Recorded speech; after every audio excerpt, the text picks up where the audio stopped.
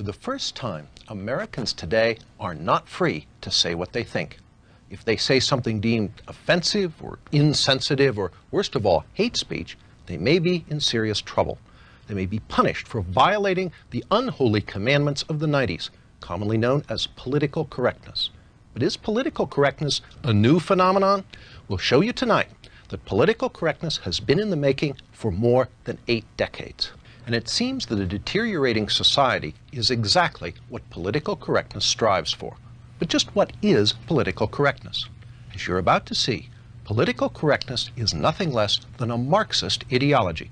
Marxism translated from economic into cultural terms in an effort going back not to the 1960s, but to World War I. Marxist theory had predicted that if war came to Europe, the working class in every European country would rise in revolt. But that theory proved wrong. And I'm going to introduce you to somebody from the past. Remember her? So let's hear a little bit from Secretary Clinton. You could put half of Trump supporters into what I call the basket of deplorables. Right? The racist, sexist, homophobic, xenophobic, Islamophobic, you name it. How many people here have been called a racist? Yeah, it's not very much. You people who didn't put your hands up aren't trying hard enough. I have been called, sir, I'm sorry. I have been called every one of those terms multiple times, usually weekly. The more that you fight with liberals, the more you will run into those exact words. This is their only line of defense from us, usually. There's numbers that they're in power and that they have been successful in cowing us from speaking openly. So, now, is anybody here easily offended by some salty language? No. No? Okay, because I want to show you something. So think of what Mrs. Clinton just said. This gentleman is an English broadcaster. This is his, this is right after the election.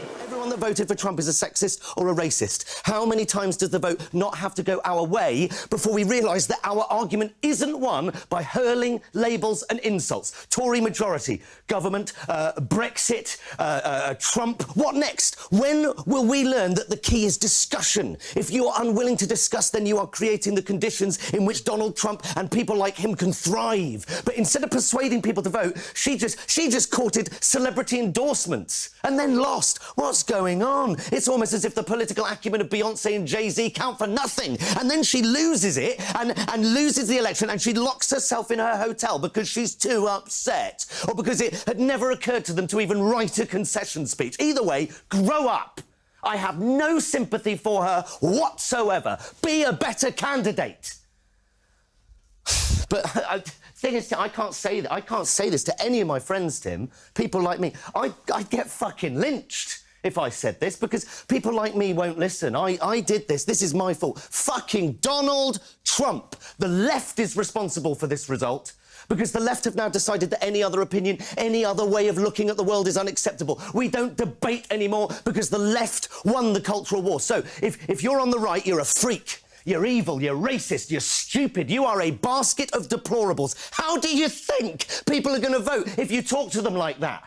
When has anyone ever been persuaded by being insulted or labelled? So now, if you're on the right or even against the prevailing view, you are attacked for raising your opinion. That's why people wait until they're in the voting booth.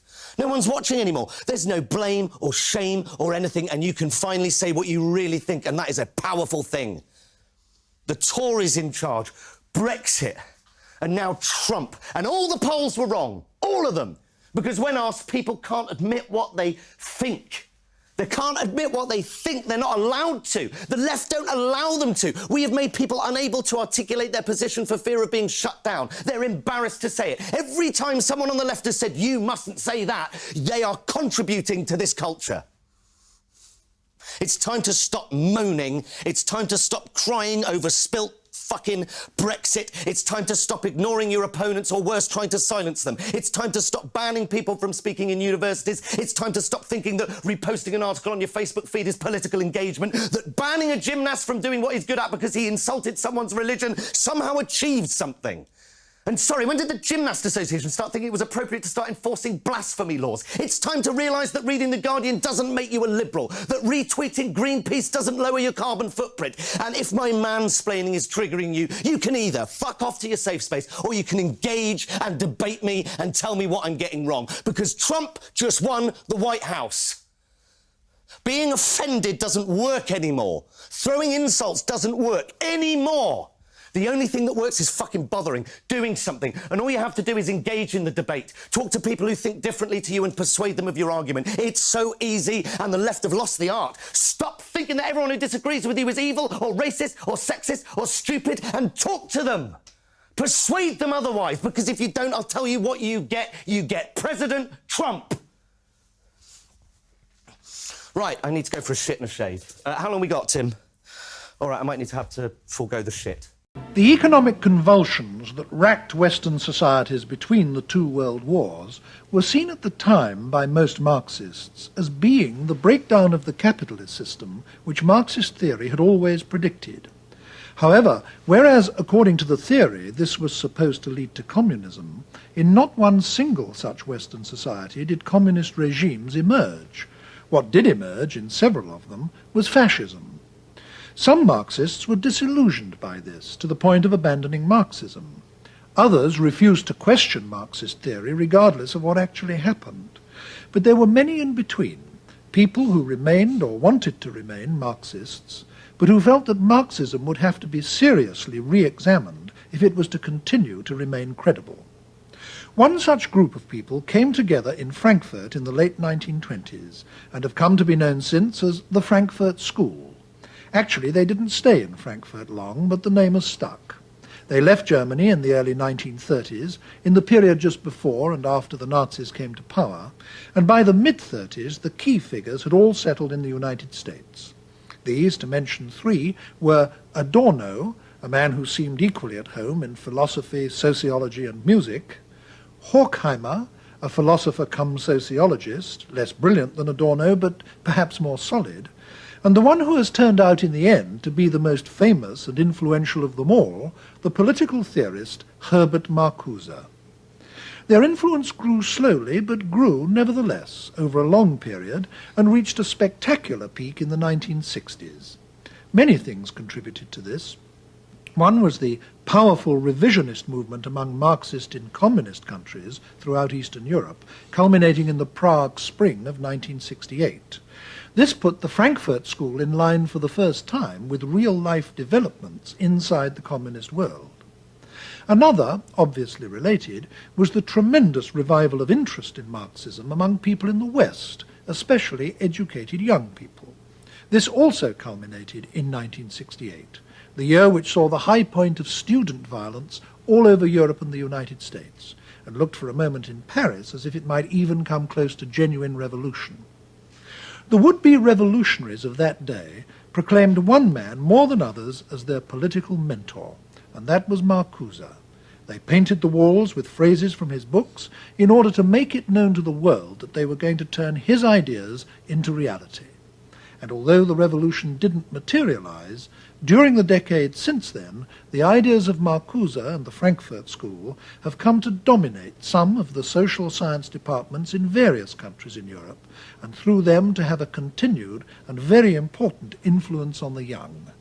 Professor Marcuse, why should it have been to your writings that the revolutionary student movements of the 1960s and early 70s turned? Well, I was not the mentor of the student activists of the 60s and early 70s. What I did is formulate and articulate some ideas and some goals that were in the air at that time.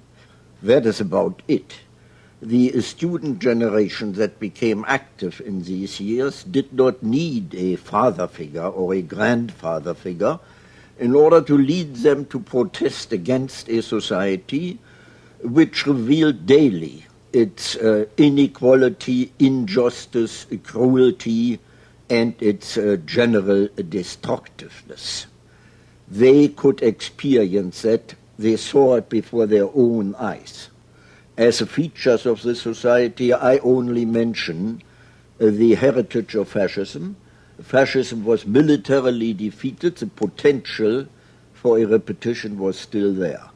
I would like to mention racism, sexism, the general insecurity, the pollution of the environment, the degradation of education, the degradation of work, and so on and so on.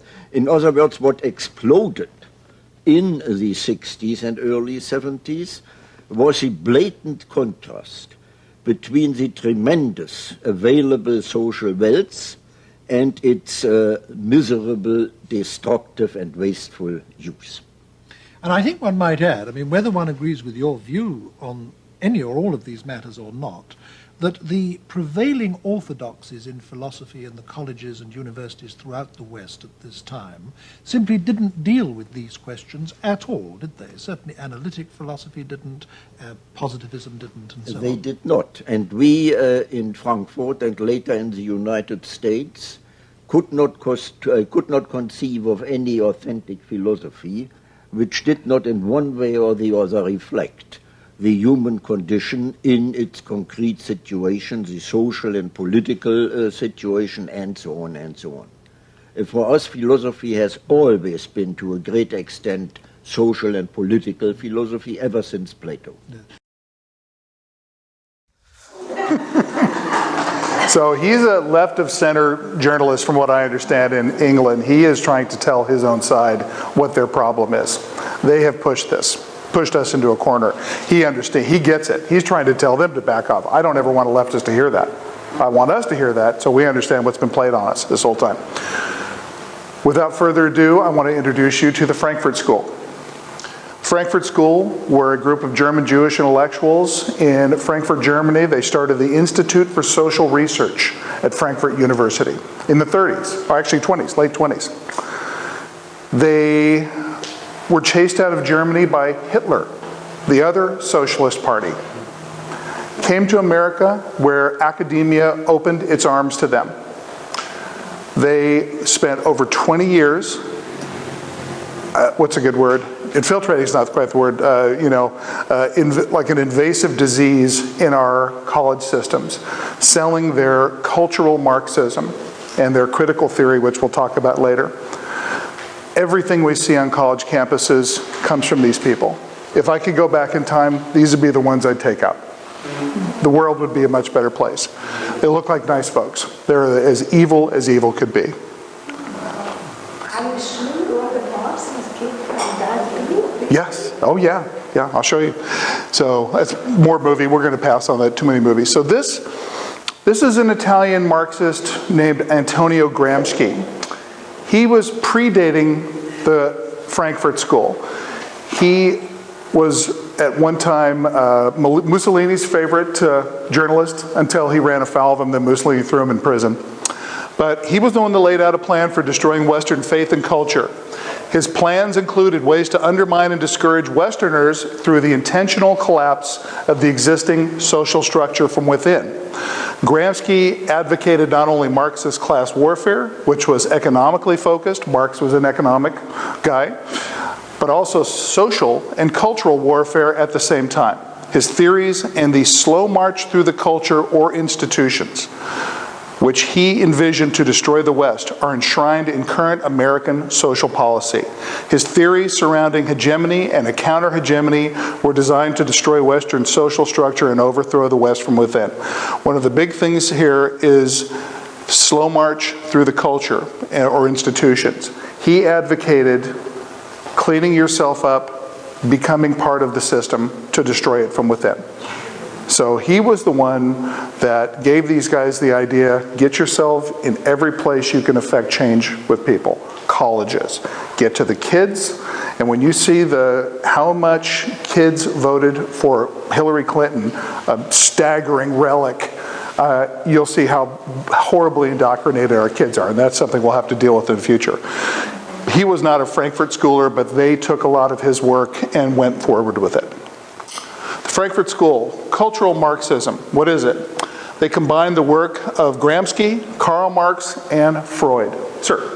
I'm taking a political science class, Yes. and then in college, before the election, my teacher said there was no way Trump was going to win. After the election, we went to class on Monday, and he didn't bring up the election. Well, maybe you're going to break it up, right? Yeah. That's funny. So they combined the work of these three. They threw Freud in because his work was destructive to human beings. It's a bad guy. I mean, there's all this garbage about sex. You know, they knew these guys were the intentional destructors of the mentality of human beings. They wanted to create chaos. They created cultural Marxism, which morphed into what we now know as political correctness. Ma'am. Can we back up a little bit? What was their motivation? What was their intention? They were Marxists, all Marxists. They hate the West. They hate our freedom. They hate capitalism. You know, what do they like? They want control. These guys were, I think, you know, the term nihilists. They really believed in nothing in what way. They were followers of an old philosopher called Hegel. Hegel believed that there is no reality. It'd be kind of hard to live your daily life moving forward if you didn't believe really that this is all real. So these people were massively mentally diseased.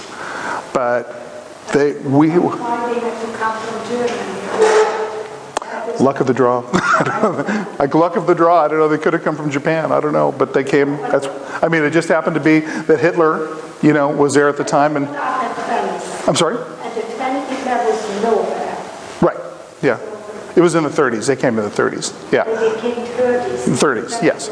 Yeah. They were worried because when Hitler came to power, they were Jews, so they knew they were going to be on the chopping block. So they fled Germany and came to America. That's where they infiltrated our colleges. So political correctness. Another one of their. Yes, I'm sorry. I think their motivation was that they hated Christianity. Mm-hmm. They're all atheists. Yes. And I always feel that they want to solve the problems of the world without God. Hmm? Well, they wanted their own vision of the world imprinted on it. I think that was their thing, you know. Critical theory was their other thing they applied essentially, and we're going to look at that forward here.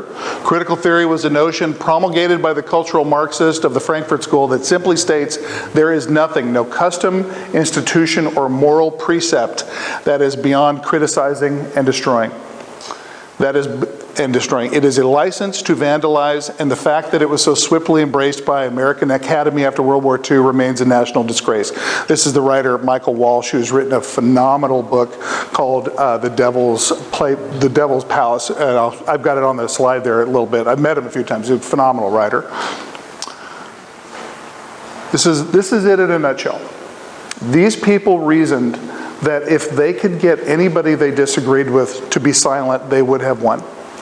And they're pretty close to it, you know, because the left now owns, or owned, at the moment still owns, the White House, it owns Hollywood, it owns media, it owns the internet.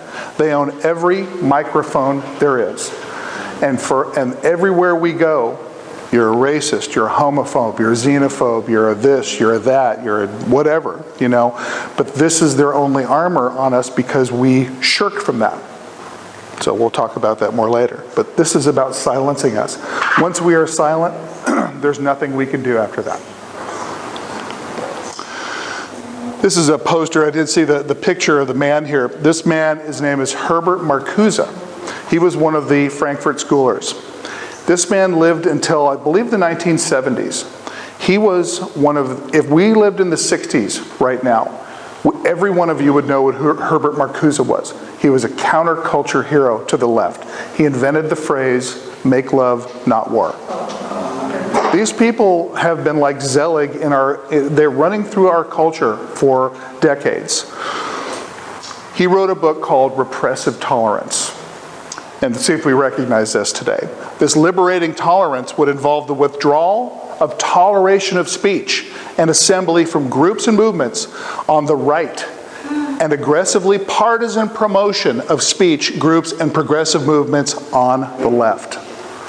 They got it from this man. He came up with it. So anywhere that you see one group, you'll see them, they could come out and say the same thing. If it was a group on the right, they'd be racist, bigot, homophobe. The left, they'd say the exact same thing. They go, oh, that's awesome. It came from this man. This is Herbert Marcuse late in his life. This is Angela Davis. Make love, not war. These people were in our culture in the 60s. This is like cancer metastasizing in our body politic. But this is the guy. He was, to me, one of the worst. Jürgen Habermas, there's a couple of them, but he really got into the colleges. You know, in the 50s, after the war, and everything was much better, many of them went back to Germany. He stayed, regretfully. Here is their plan. And see if you recognize any of these. It's their 11-point plan. Number one, the creation of racism offenses. Anybody notice that? Black Lives Matter, perhaps? The continual change to create confusion. As soon as you think you have a handle on something, they've already moved on to something else. And you're left behind. We're always 20 steps behind whatever their next offense is that they are creating. The teaching of sex and homosexuality to children. Herbert Marcuse was famous for putting out a theory called pansexualism. Just have sex wherever, no guilt, no nothing. And we know how harmful that is to human beings. They knew that, and this is why they sold that to the public. The undermining of schools and teachers' authority. Huge immigration to destroy identity. And we see this. We've known this for years now, that the left wants unchecked immigration for their voting. You know, that's all they care about, those people. They want to vote. Sir. My response would be, if you want open borders, make your house an open house. Show the strength of your belief, take the front door off its hinges, and post signs around the city telling strangers they can come into your house whenever the stranger wants. I don't think it works that way. I think it's do as I say, not as I do with these folks. Yeah. So the promotion of excessive drinking, that's the only one I like. The rest, that's the one I just kept that one because I thought, well, at least they got one right. You know, the emptying of churches. This is an interesting one for me because I wasn't raised religious at all. My mom's Catholic. She chose not to raise me with any religion. I grew up a lot of my life believing religion was bad until I realized that the best people in my life were Christians, and they weren't ones who really forced it on you. And I started looking at this, but I started looking at religion as a glue that binds people, you know, and I don't look at it as a threat to society. I look at it as a good thing. I may not share somebody's particular views on a certain religion. I don't think, well, there's only one. I think Islam is definitely a threat. I don't call it a religion at all. But this is something they knew. These folks wanted to remove the glue of our society. They wanted to cast everyone out like a lame sheep to be eaten by a wolf. They want us separate. They don't want people together. So they wanted to break the cohesion of our society. An unreliable legal system with a bias against the victims of crime. Where do we see that? All over. Somehow the person that, you know, stopped now I'm a concealed weapons holder. If I was told when I went and learned to shoot that in California today, if I have a righteous shoot that is 100%, the guy said, I'm going to kill you, Mike. I'm coming to your house on Friday at 7 p.m. And I sit there, he came and went, Pop, I'm going to jail. I'm going to lose friends. I'm going to spend hundreds of thousands of dollars. I'm going to be pilloried in my community. The DA is going to look at me because I'm a white guy that he's going, you're a perfect target for me. So this comes from here. I love 9. Dependency on the state or state benefits. We have just clocked over $1 trillion a year in unearned welfare for people. I think that's hopefully going to go away at some point. I have hope of that. That's exactly what I saw. Well, I think he got a lot from here. Yeah, I think he did. And we're going to talk about him down the road a bit. Control and dumbing down of the media. Hello, you know. And the last one, where the real glue was, encouraging the breakdown of the family. So these people knew the ties that bind us together, and there isn't one thing they didn't seek to destroy. So, any questions, anybody, before we jump into the next thing? Yes, ma'am. And on number 7, the emptying of the churches? Yes. There's a plan in place to get some of the less the churches that aren't as strongly religious or, don't really adhere to the Bible, they're going after them too. And a lot of churches are starting to turn this way. Yeah. So think social justice and those yeah, then that's social justice is a made-up leftist word that means nothing except what they want it to mean. It doesn't mean anything in good or impractical.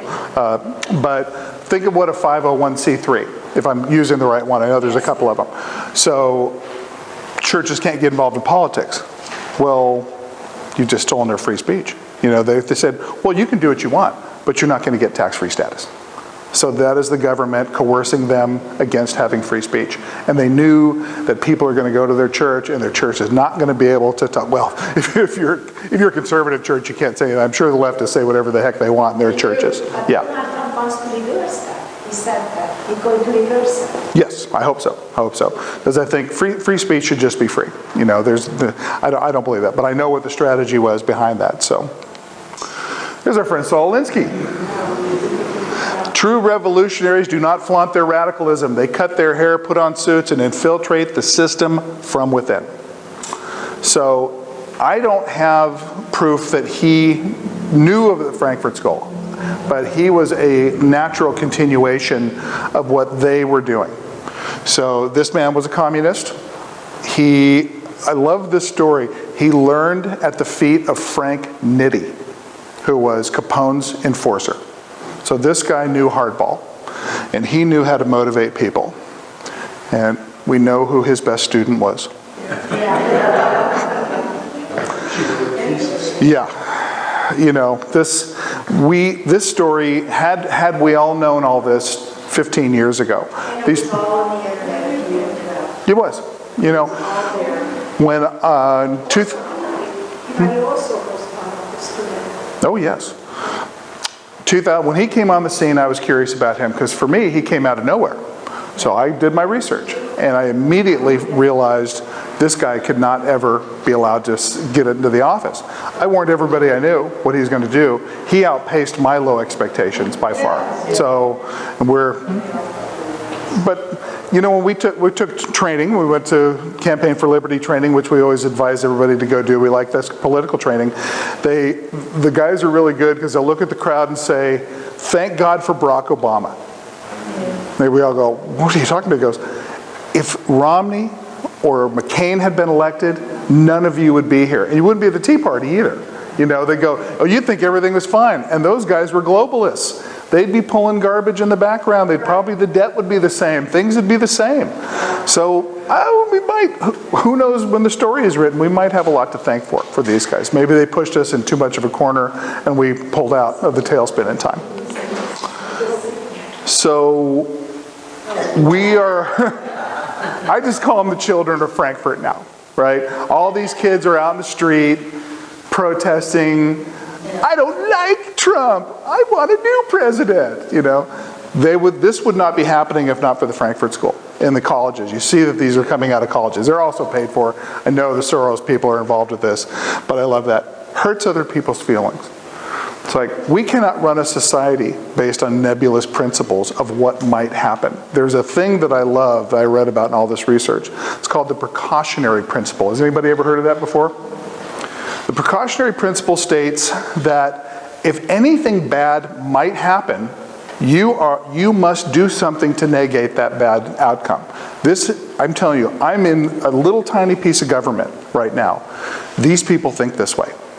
They think, oh wow, look, that might happen over there, we better do something. Every time I fight these guys on this, it's that we cannot run our society based on that. Yeah. Hollywood promotes that principle with movies like The Matrix. In what way? In that they presuppose you're going to commit a crime, so you're pre-arrested. Yeah, sure. And there's other movies that have promoted that. Sure. I think it was a different movie. It wasn't The Matrix. Yeah. But I know what you're talking about. Yeah, sure. Minority Report. Yeah, there you go.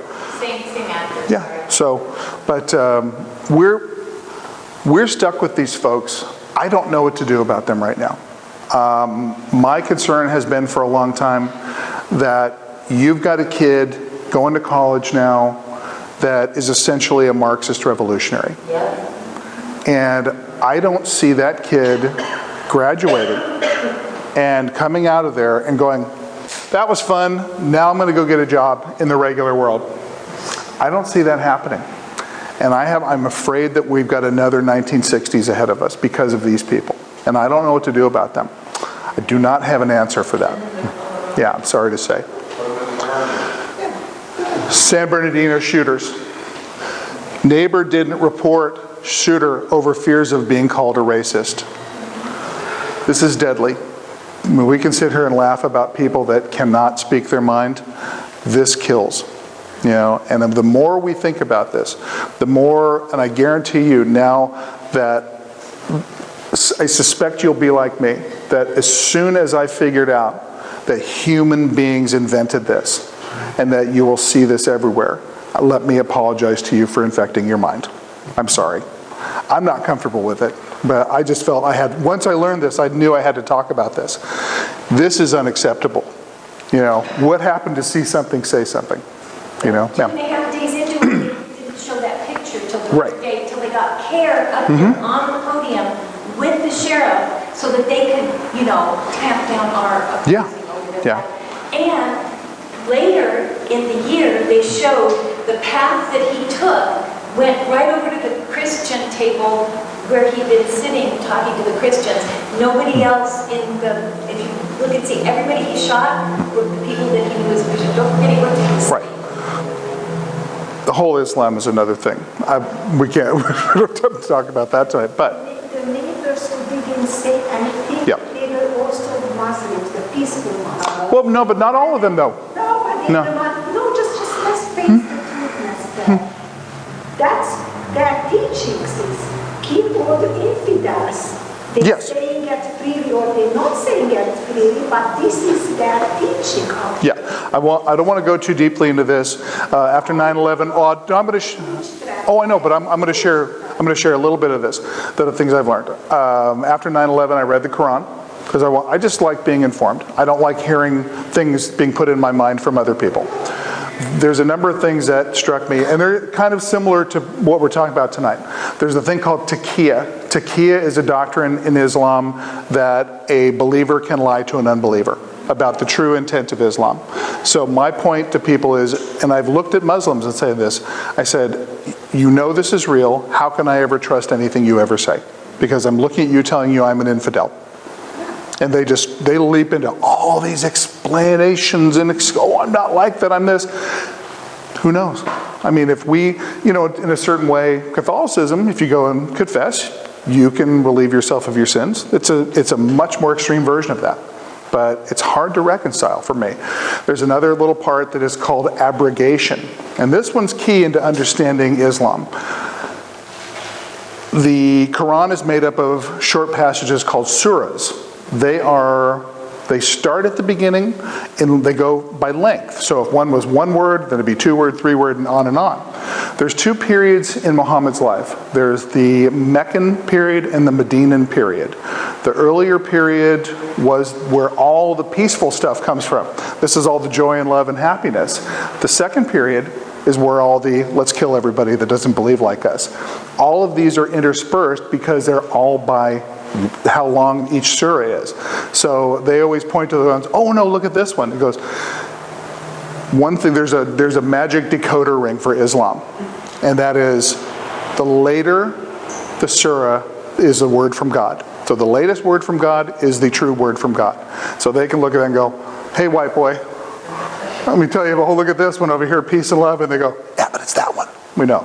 So that's the way that is. So it's hard to reconcile that for me. I don't know what to do about it.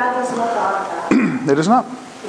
But our God doesn't, and if I could be said to have anybody's God, I don't know ones other than theirs that expressly says go kill anybody who doesn't think like you. That makes it a bit of a danger. So same as political correctness. Political correctness is mind control, is all it is. So it's no different in that regard. My old slide was why Trump might win. And this hasn't changed. I love this. I don't have time for it. That's why I like that guy. He's like, this doesn't make me money. I got stuff to do. Moving on. This is why this man is going to be very interesting to watch. I have no idea what he's going to do. But I have a lot of hope. I have more hope than I had 8 days ago. So this is something that I think about. Free speech and political correctness cannot exist in the same reality. You know, this is what's called cognitive dissonance. Trying to hold two thoughts in your head, two competing thoughts at the same time, creates little frying sounds, a little smell of wires burning. It cannot exist in the same place. They are opposite as black and white, up and down. Choose one because you cannot have both. I hope you choose wisely. This is how they see us. And we've heard this all week now. These people are going through fairly quickly through the stages of grief. It is fun to watch. Is anybody, speaking of German words, Schadenfreude, right? Taking delight in the misery of others. I'm having a little Schadenfreude this week. It's not bad. Because their whole carefully constructed false narrative is falling apart in front of their eyes. But this is still how they see us. This isn't going away. Now, I want to offer you another version of how I would like them to see us. It's a little brutal. Does anybody watch that show, The Walking Dead? We watch? This is the bad guy from The Walking Dead. This is the guy that walks around with a barbed wire coated bat. I want to walk into a group of leftists and I want them to see me like that. I do not want to mess around with these people. These people are about power and control, and that's all they're about. From the top, the people that the Clintons feed them that crap, to the people at the bottom that buy it and try to play it on us by calling us racist and all the crap they throw at us. I want to be this guy to them. I want to walk into a room and them just shut up. I don't want to hear a word from them because they make me nervous. They've done so much damage. We know because of what Obama's done for 8 years, we're headed for rocky shoals. We're in trouble. Financially, culturally, spiritually, and we don't have time. We need to be this guy with them, not these people. This is a book I'd love for you to read. This is The Devil's Pleasure Palace. The writer is Michael Walsh. He was the New York Times music critic, which I find fascinating. He's an uber conservative. He's a unique guy. He lived in Germany for years. He's an American guy. I've had the pleasure of meeting him a few times, but he understands the Frankfurt School and cultural Marxism and critical theory better than anybody. It's a great story. A new book, see, this is catching on now about these people because the word's getting out. Grand Hotel Abyss is a kind of a positive story about the lives of these people. I haven't read it yet, but I want to read it just to have a little more understanding. I think we'll probably come to an understanding that they were crazy. You know, they were like college, imagine like your college professor, who just spouts off about all this crap and you're wrong. You're always wrong. They've gotten away with this crap forever, but I think we'll find a little bit of those folks. We play a little movie here.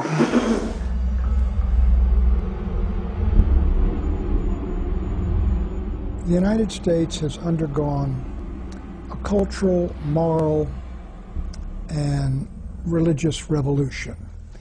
And a militant secularism has arisen in this country. It's always had a hold on the intellectual and academic elites.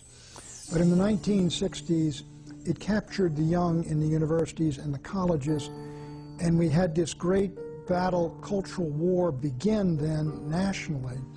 And since then, if you will, secularism has really achieved dominance in the academic community and the intellectual community and the entertainment community in Hollywood, among part of the political community, but not the nation as a whole. However, it is much stronger than it was, and so this is the basis of the great cultural war we're undergoing right now. And this militant, it is an anti-Christian, anti-God, anti-traditionalist revolution. It's partly the sexual revolution has a lot to do with it and how people live. And so we are two countries now. We are two countries morally and socially and culturally and theologically. And cultural wars do not lend themselves to peaceful coexistence. One side prevails or the other prevails. And the truth is that while the conservatives, in my judgment, we won the Cold War with political and economic communism, we've lost the cultural war with cultural Marxism, which I think has prevailed pretty much in the United States, or is now the dominant culture, whereas those of us who are traditionalists, we are, if you will, the counterculture. What exactly is cultural Marxism, the dominant culture of today? How did the founders of communism figure out a way to take over our country, not with guns and weapons, but with values and ideas? Let's take a closer look at this and see exactly how it happened. There was a man named Karl Marx. Marx got an idea. His idea was that the workers of the world should unite and rise up to counter an evil foe, that foe being capitalism. Capitalism, the idea that people and private companies should be able to own the means of production and be free to earn and have as much as they wished, was anathema to Marx. Marx felt the state should own the means of production as well as products produced, and then the state should distribute a fair share of all such products to each and every worker. Thus, in his book, The Communist Manifesto, Karl Marx thundered, "Workers of the world, unite!" Sure that he had a principle to unify all workers in every country, Marx looked forward to eventually taking over the world. Karl Marx believed that you would have a rebellion by the workers against the capitalist system, which would then create a Marxist communist society where you would have dictatorship of the proletariat. Unfortunately, when World War I broke out, the workers of the world did not unite. In fact, the workers united with their respective countries and fought each other. What happened was the Marxists had an enormous disillusionment when the French and the Germans and the British workers all rose up for the fatherland and went to war happily, fighting one another. Marx's idea was a total failure. Workers were more loyal to their respective countries, churches, and cultural values than they were to their counterparts in other countries. They did not want to give up their houses, their cars, their stoves, their products. They did not want to have a classless society. They did not vote, and they didn't even have an overthrow. Some years after Marx failed, several of his disciples got a new idea on how to take over the world. One of his disciples, Antonio Gramsci, while where else but in prison, wrote up a series of plans, now known as the Prison Notebooks. In this plan, Gramsci announced, "The workers of the world will unite only after the Long March is over." The Long March? In other words, they had to get into the culture and change the way of people's thinking. And if people were thinking about patriotism and nation and God and country, that was a mechanism which was too resistant to Marxism. It could never take hold. So you had to erode and destroy that in the individuals.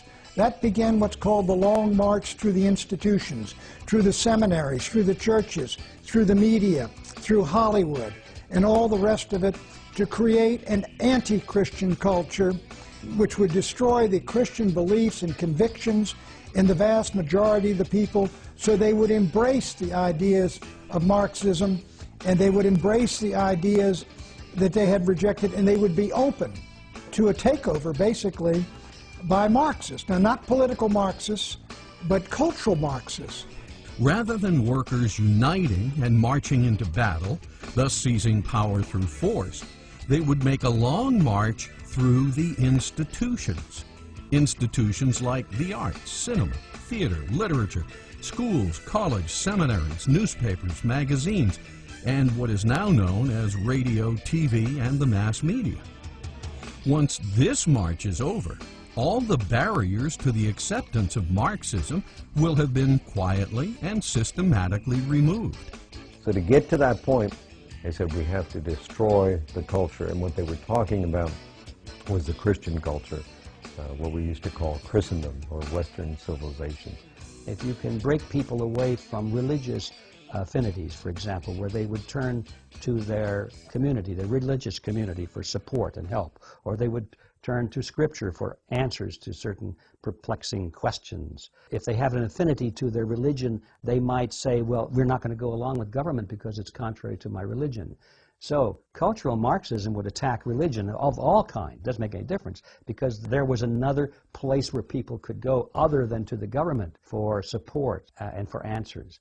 We, the people, will have thus been indoctrinated or brainwashed into seeing the wisdom of Marxism and the folly of capitalism. Thus, the door to socialism and communism will be open, and the door to a constitutional republic closed, because the success of cultural Marxism means the demise of the U.S. Constitution. The Constitution is a set of principles. It's based ultimately on a moral code, because you go back to the Declaration of Independence. What was the basis for the Declaration of Independence?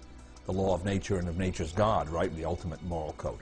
But if you don't follow those principles, if you try, as the expression goes, shave a point off here and there to make a buck, or to be reelected, or if you're a special interest group to get some kind of a government subsidy, then the consequences are going to be in the long run deleterious to society as a whole. And there's the difficulty.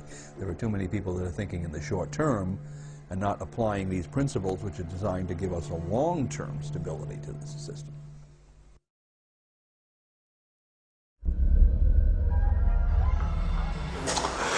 He had their number a long time ago. This is probably from the early 90s. So he knew about the Frankfurt School. He had been speaking about it. I remember him saying things and me going, I don't know what that is. I have no idea. But he knew. You know, who knew the guy that they pilloried. Now we see that the people they have come at the hardest are the ones that were right. And we know their strategy. If they hear something that gets too close to the truth, they will turn their guns on you, the verbal guns. They're too afraid to use real guns. Yeah. I'm just curious, where does George Soros fit into all of this? He's an interesting character. Or is it his money, or? He's fascinating. He has said that his childhood, he's a Hungarian kid. His father was an early proponent of, there's that fake made-up language.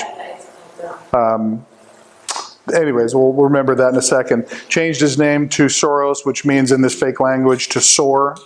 As an early child, when the Nazis came and took Hungary over, he has said publicly more than once that was the best time of his life. He was working for the Nazis against his own people as a child. This guy who went on to become one of the bigger billionaires of the world with the financial system. He's known as the man who broke the Bank of England. We're using arbitrage. I don't know why this man is still allowed to walk the earth. I'd shoot him myself if I had a chance. He's a horrible human being. He's an enemy of this country, and I think we need to revive that to a certain extent of looking at people saying, you are actively subverting this country. And I think the media, to a certain extent, is seditious because they were part of an active conspiracy to collude to take the country over, in my eyes. And I'd do some changing with them if I had half a chance. You don't get to hide behind the First Amendment if you're trying to overturn the country. I mean, that's not how the rules work. So, friend Andrew Breitbart, I first learned of the Frankfurt School in the book he wrote, and I think we may have Trump to thank for him. His guy, Steve Bannon, who we know now is getting the full fire hose from the left, coming up with everything they can dream of. I know people that know him. They're telling me truth. They said this is all lies about this guy. They're trying to set the stage to say, oh no, nothing good can come out of that guy. He's a racist, blah, blah, blah. But he said, walk toward the fire. Don't worry about what they call you. All those things are said against you because they want to stop you in your tracks. But if you keep going, you're sending a message to people who are rooting for you, who are agreeing with you. The message is that they can too. So that when I found out about the Frankfurt School, and I fully realized that this was a group of men that wanted to take over the world, essentially. It's like a bad James Bond movie is what this is. And that their plan had worked beyond their wildest dreams. And all they did was brainwash people into anything that, like children. That's why I call them the children of Frankfurt. These are adults that are children. You hurt my feelings. Anything that they disagree with gets the fire hose. This guy had their number. And he taught us, and I'm sorry he's gone, but I think, you know, he's reaching out from the grave right now. That's exciting. So, if I had any more, I think that's it. I just wanted to come and share this with you. That this, you know, there's a great movie that I love. It's called The Edge. Anthony Hopkins, one of the brothers, I forget the brothers, but the guy, they go down in a plane in Alaska. They're chased by a bear. One guy's falling apart. The other strong guy looks at him at one point. He tells him to get up. He goes, "What one man can do, another can do."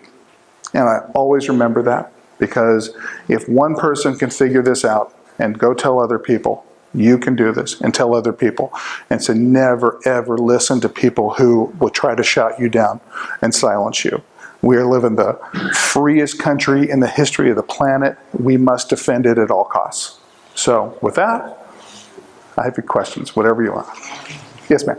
Well, my daughter is a Boston. I'm sorry. And she was in as her history. She actually had Howard Zinn. Yes. He's another one that should have gone bye-bye. Yeah. I said, "You had Howard Zinn? Wow. He was your professor. What did you guys think of him?" We thought he was a crazy old man. But she came off from Boston, Yeah. still a conservative Republican, which Right. most of her friends are from New York. Yeah, good for her. You can't speak politics with them. But Yeah. I read an interesting article in Weekly Standard recently talking about this subject.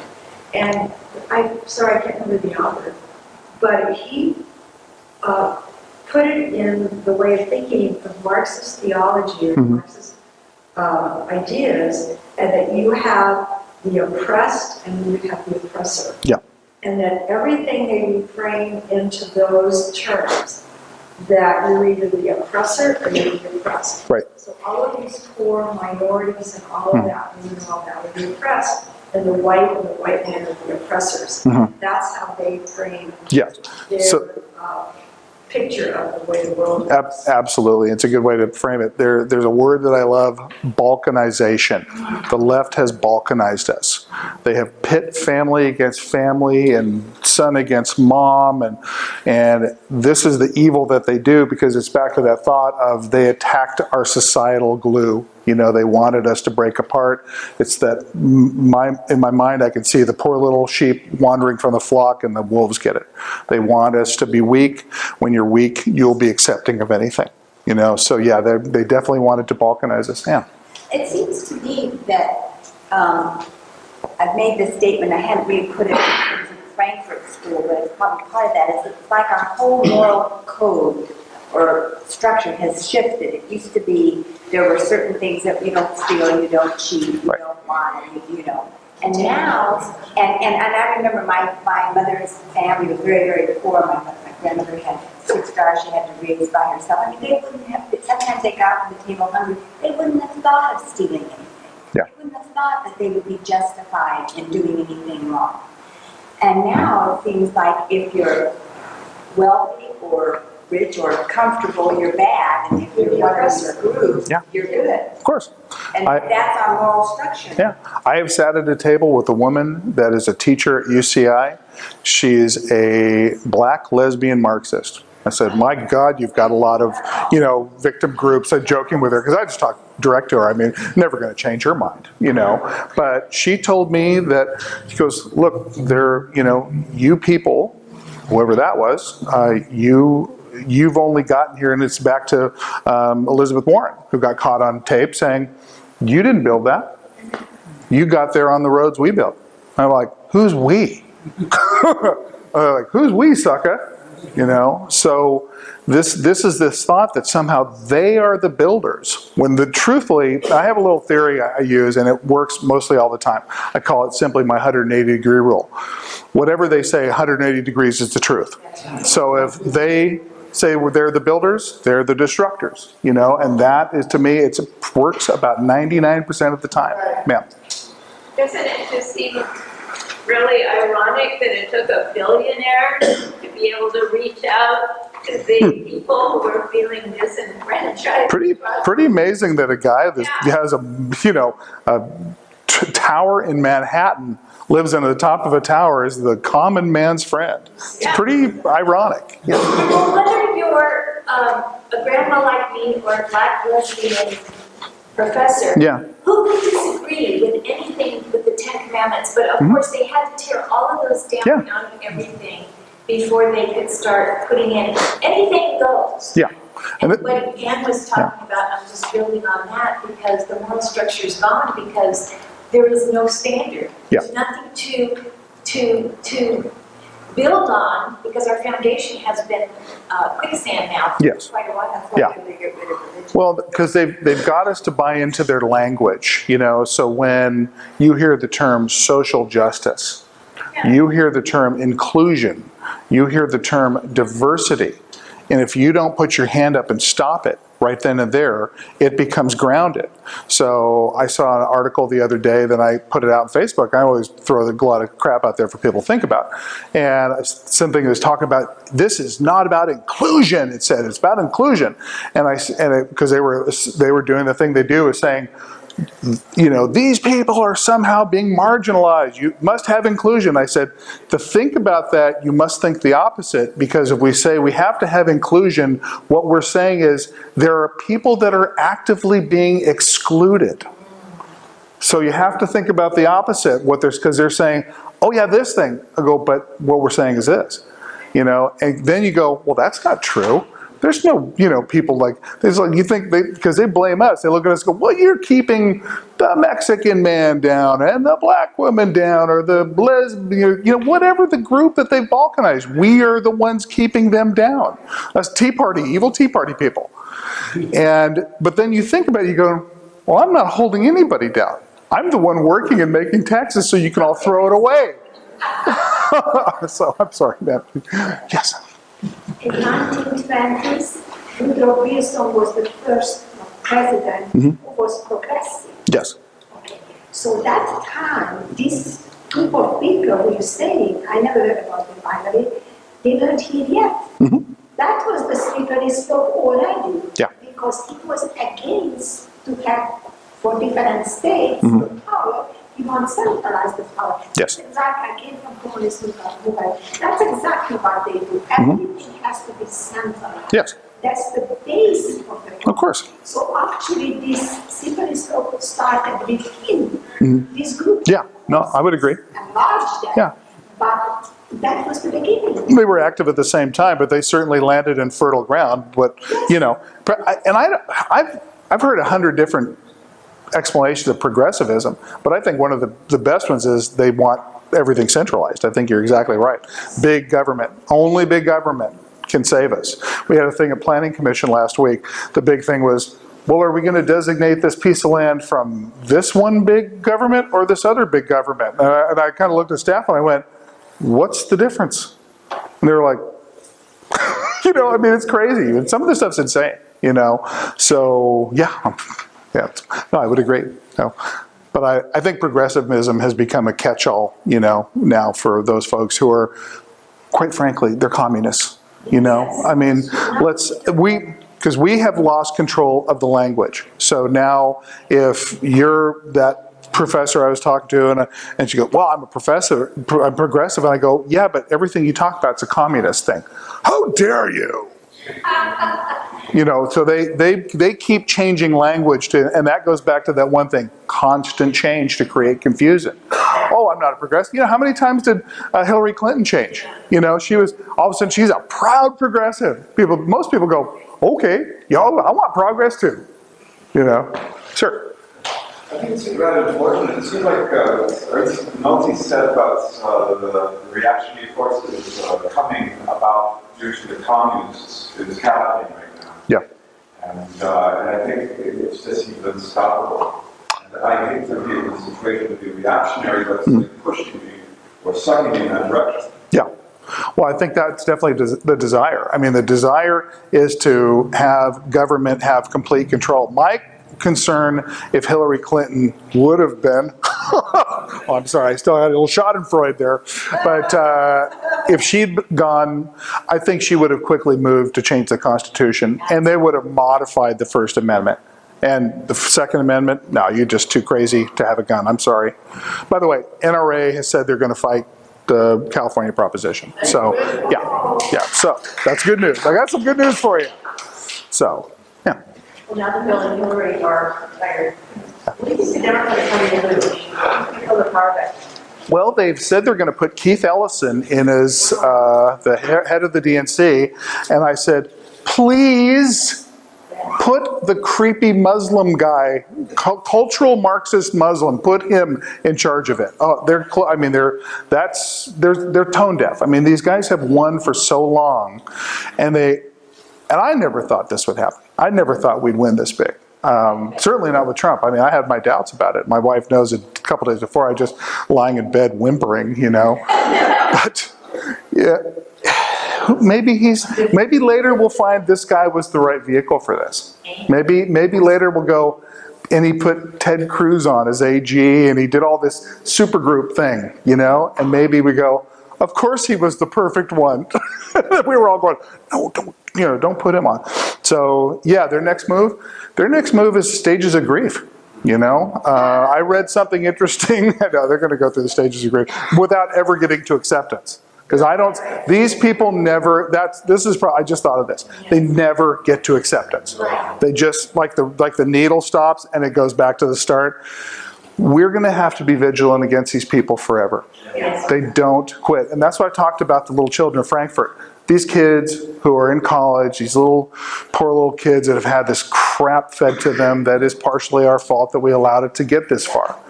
That we're going to have to look at them, and I don't know what's going to happen.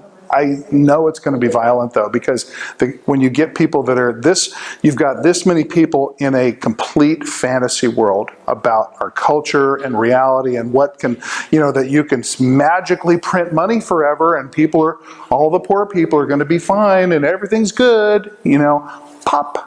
I don't know what the answer is. I just want to be ready for it. I don't know if I want to be in California when it gets to that level. Sure. Yeah.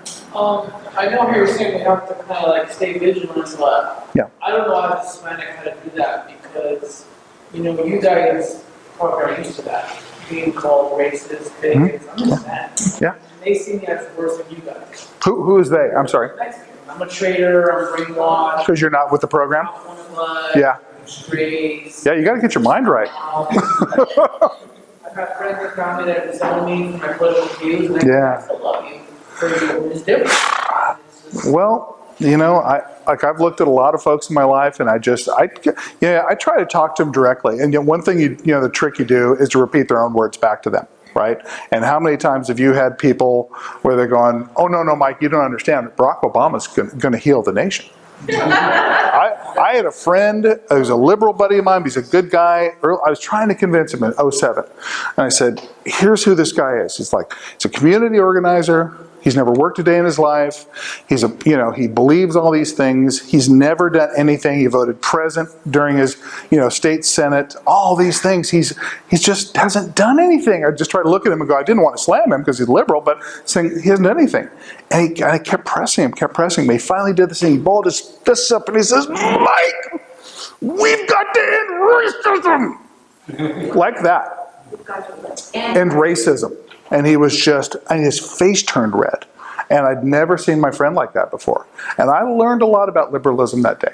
And I thought, wow, you push them into a corner, you see the real, and we're seeing that now. We're seeing who these people are. We've seen it every time you push them into a corner. This is where safe spaces come from. They can't handle this because they've been allowed to live in a fantasy world all this time. Yeah. A friend of mine over the weekend on Facebook, but she's very liberal. And I said, hey, I really enjoyed reading your post. And she goes, oh yeah, I'm sure you do. I said, I really do, because I enjoyed reading some opposite things. Yeah. So we got to talking a little bit more, and I said, you just need to give him a chance. Mm-hmm. Yeah. What he's going to do. And she goes, oh, you mean like if people gave Barack Obama a chance? God. I said, I've been out of it. I thought he served 2 terms. Yeah. I thought he was elected twice. Did I miss something here? Yeah. Yeah. My people didn't give him a chance. Yeah. We're going to hear a lot about how the Republican obstructionism really stopped what he needed to do. We're going to hear a lot about that. Just go, pop, hit him. You said over here you don't ever know what to say. Sure. You need to get into the facts. Yeah. of what, and know, and when you speak from the facts, you can make a difference. People will not really attack you if you know the facts. Don't just, not platitudes, don't say that, but if you really know the facts. I've only had one person in my entire life, my best friend, who is kind of a centrist guy. He voted for Obama because he bought the whole line. He wanted to cleanse himself of some impurities and, you know, do that whole thing that people seem to want to do. And he is the only one in my entire life of people that came to me and said, I feel bad that I voted for that guy after a couple of years. The only one. So, I mean, after all this guy has printed and spent more money than every other president combined. He's doubled our debt. Where's the money? Nobody asks this question. Where is that money? Yeah. And it's the Democrats that are always on the wrong side. They're the only ones that own slaves in the history. Right. Yeah. Republicans, there was one Republican that owned a slave. Yeah. And so the racism is on the side. It's complete without racism. Well, Once yeah, you right. learn Yeah. those three facts, Well. it'll blow your mind, because I felt betrayed when I started realizing that when I was taught in school, even as old as I am, way back then, wasn't the truth. And I started to research on my own, and it'll set you free. Yeah. I have a feeling that whatever somebody is fixated on, they own that, right? I'm not fixated on race. They are. And I've told people going, you are the one talking endlessly about race. It's not me. I go, so whose fault is that? You know, and who's the one who's racist? It isn't me. You know, there's George Bush, not the most eloquent guy on the planet, but he said that great line, which is this soft bigotry of low expectations. And this thing that we do of society, certain people in society does, that says there are certain people in society that simply can't help themselves. And we need to help them, because there's no way. I was never taught that. I got thrown into the dishwashing room when I was 10 years old when we had a family restaurant. And he's just saying, you get it done, you know, whatever it takes. So I just don't believe, I think one man can do what another can do, and woman and child and everybody else on down the line. So I don't believe in that sort of soft bigotry of low expectations that is the central theme of their lives. I just don't believe it. I don't think it's right. So you may disagree. But Ann, go ahead. I worry about people that are kind of innocently caught up in all this. I have a good friend. She won't let me talk politics, so I have her trying to just get it, you know, little stories in here and there. But I'm sure she's having some doubts about some of the stuff that happened under the Obama administration. But she's just a dyed-in-the-wool Democrat, and she just believes they're wonderful. And she has no idea this could blow her away. And if I told her this, she'd think I was crazy. Well, it's cognitive dissonance. They can't, you know, you try to hold two competing thoughts in your head. And if this, for a lot of these folks, if this has been their lifestyle or their way they've learned from college or family or whatever it is, what are you going to do? You know, you look at them and essentially saying, your whole life is a lie. Good luck with that. You know, that's going to be a little rough, you know. So, sir.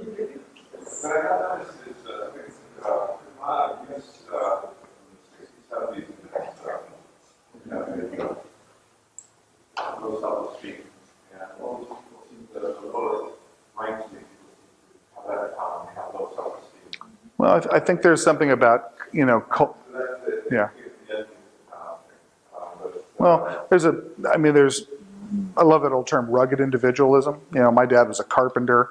He went out and worked every day on his own. He was a pretty rugged individual sort of guy. My mom started a business when I was 4 on her own back in the 60s, 70s, you know, very individualist. So I've never quite understood the hive mentality. And I know that's an intrinsic part of some people's understanding, where they feel better as part of a collective than they do as an individual, and that's fine.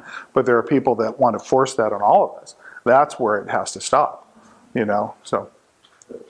More than statement was inferior comments. Yeah, sure. Sure you can. Go ahead. Say it out loud. Right. Yeah. I want us to never, ever think that we can't say something, you know? I mean, it's Who was it? Phil Donahue kind of, well, how do you feel about this? Sure. The Yeah. hell that I just want to know Yeah. the facts, and I wonder about the warmongers. Hey, does he look like he cares about the feelings? No. Not a bit. We're this guy now. We're this guy's in charge now. We like this guy. I want to talk about your feelings. You know, this isn't a therapy session. You know, so many times we've been there because I used to run I ran a tea party in Santa Monica. That was fun. You're like invading enemy territory. It's awesome. But a lot of times it turns into a catharsis session. Because conservatives just want to come. We just want to talk. We want to be amongst our own kind. We want to talk about it. And then a lot of folks didn't get up and do something. I said, and this is back to that thing where they told me in political training saying, well, you wouldn't be here if McCain or Romney had been elected. And I had to admit they were right. And I would tell you all, don't go to sleep because Trump's in office. We don't know what he'll do. And who cares? Because he's only one guy in for one moment of time. These guys have been doing this since not FDR, but Woodrow Wilson. 100 years. 100 years. Yeah. Colonel House, that was, I guess, there was a guy named Colonel House that was in Woodrow Wilson's, not in the cabinet, right in the White House. Apparently, like the President Cheney. Yeah. He was actually President Colonel House. Okay. A nasty, miserable human being. Yeah. And then on Woodrow Wilson's deathbed, he had this epiphany. I regret that I destroyed my country. Yeah. And on the Oh, right. that. You know, in school we were taught he was so broken. He died of a broken heart because he couldn't get the League of Nations implemented. Right. Because he sold us out to the bankers. Sure. No, he was. I don't think he slept. That guy looked like a nasty piece of work. Yeah. But I don't. You remember that thing was there was a line on the left going, well, I mean, that guy. I want to have a beer with that guy. I want to go talk to. I want to be with him. I don't want to know these people. You wanted the job. Go do the job. And do it for everybody. Do it for the American people. And don't buy into this crap, this Marxist crap that is slowing us down. We don't have time for that anymore. And you mentioned the thing. Who cares how you feel? I don't want to hear anything from identity politics groups anymore. You lost. Shut up. We've got work to do. Yeah. So, I mean, this is the thing you have to do to these people. You have to shut them up. They've been trying to shut us up for 100 years.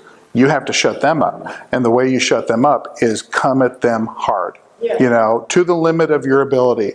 I'm not asking you to be like me. I don't have any friends left. I think I got a couple in the room somewhere. They're hiding their heads right now. But I am going to put my thing in just for a joke. And I called one of these friends of mine that knows Steve Bannon. I said, are you going to go work for me? He goes, oh yeah, my paper's in. I go, well, how do I do it? He put me the super secret email. I felt like I was in the club. It was cool. Awesome. You could be awesome. Yeah, I want to be Chief Minister of Discipline. This guy. That's right. Liberal reprogramming. Discipline. Yeah. Profile of Steve Bannon. What do you think he can do? Well, if the stories are true, he was the one that engineered the thing, why he won. So he's the behind-the-scenes guy. They're comparing him to Karl Rove now as the strategist in the background. I am told he is brilliant.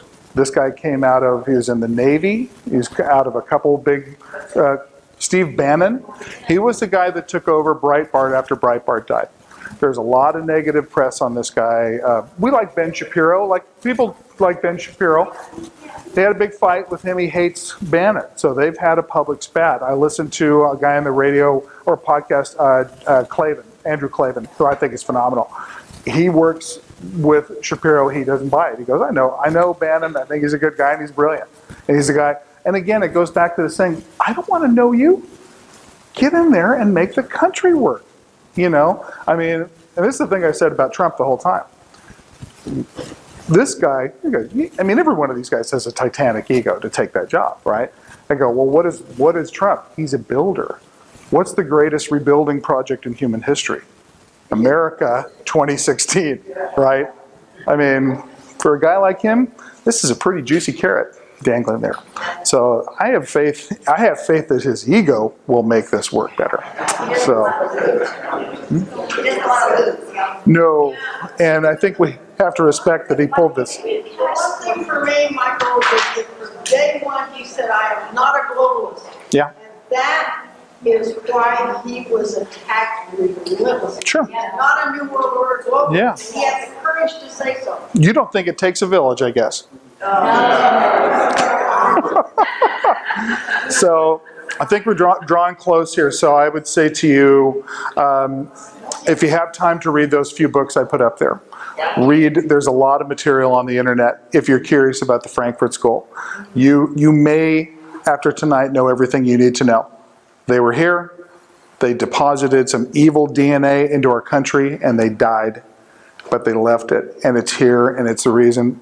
Just think of it this way: no Frankfurt School, no Barack Obama. He is a. It's the children.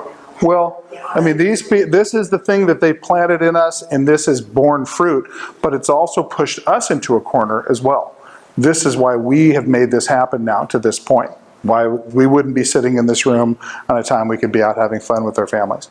So I would say, don't drop your guard. Never fall in for people ever labeling you like that. Don't let somebody diminish and balkanize you, and never back down to these people, because they are 1 micron thick. I watch them fall, because they come at you with their little stuff, and you look them in the eye, and you come at them, and you just say, try again, because I'll never back down to you, ever. And they don't know what to do. Run for the safe space, get the Play-Doh and get the beanbags out, kids, because they don't know what to do. So give it a try, because I guarantee you there will not be any fisticuffs with these people. They'll run and hide somewhere, but don't give in to them, and let's make America great again, like you said. Thank you. Thank you very much for coming out. Appreciate it. Thank you. You're welcome. Great. Thank you, Mike, so much.